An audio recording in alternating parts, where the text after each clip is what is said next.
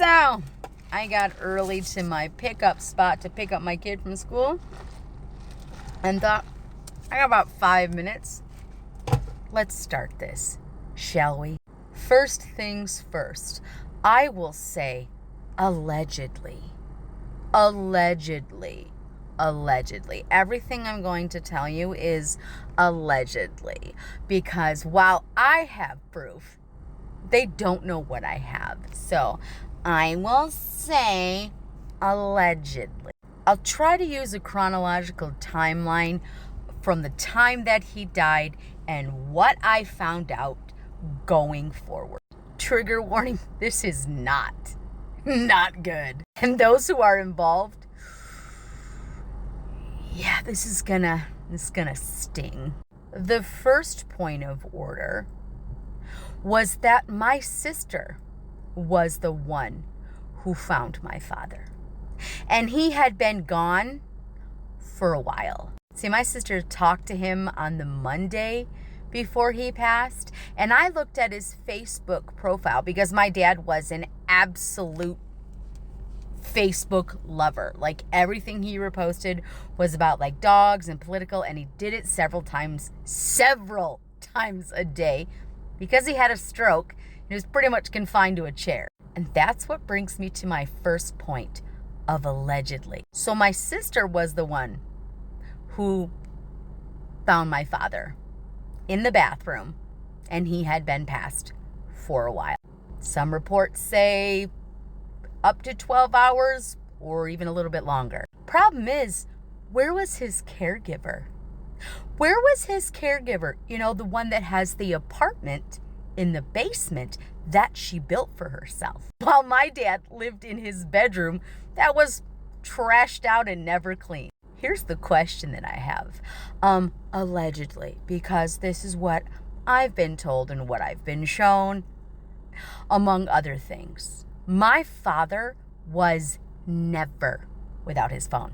Never. In fact, my sister told me it was religious of him to talk to her while he was on the toilet. Spoiler! And yes, my father had been ill for a very long time. And was he going to live much longer than he did? No. But it is the manner in which he died and how he died that are going to be very important. Like I said, my father was never without his phone. On his side, on his person, in his pocket, all the time. Probably more than most of us. So please explain to me why my father's phone was in the living room. Why were the dog gates up and no dogs were anywhere to be found, and he was in the bathroom? A man who had a stroke, who was never without his phone, decided to leave his phone in the living room, had the strength to put up the dog gates, and then go to the bathroom and perish. Yeah, none of that makes sense. But there are some things that do make sense. See, the alleged whore who lived in the fucking basement was his caregiver, right? Where the fuck was she? Oh, that's right, I know. The caregiver to my father was using my father's money to care for her father.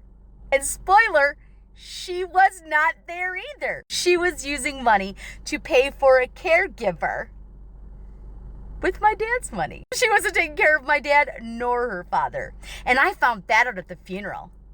You should wonder how I found that. But I digress. Why would a man who is a stroke victim leave his phone in the living room, put up gates for dogs that weren't there, and pass away? Allegedly. Kind of feels like somebody didn't want him to have a phone, and definitely didn't want him to be able to get to it. So there was an obstacle put in his way. The dog gates. Again, why would dog gates be up but no dogs be there? But the caregiver who takes care of the dogs had the dogs. Oh, I know why. Do you? Again, allegedly. Seems like somebody knew that somebody was very near the end of his life and then did that so that the dogs wouldn't get to him, and then decided, like a day later, to contact my sister to go check on him when she should have been there. Right? Isn't that right? Caregiver who lives in the basement? You know, the basement that you remodeled for yourself. Why you came back into my father's life? Because you found out he had money? Yeah, that basement.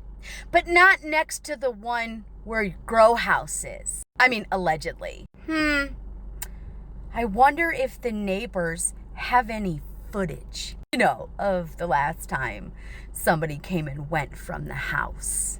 Interesting. And that, my friends, is part fucking 1. It only gets worse from here.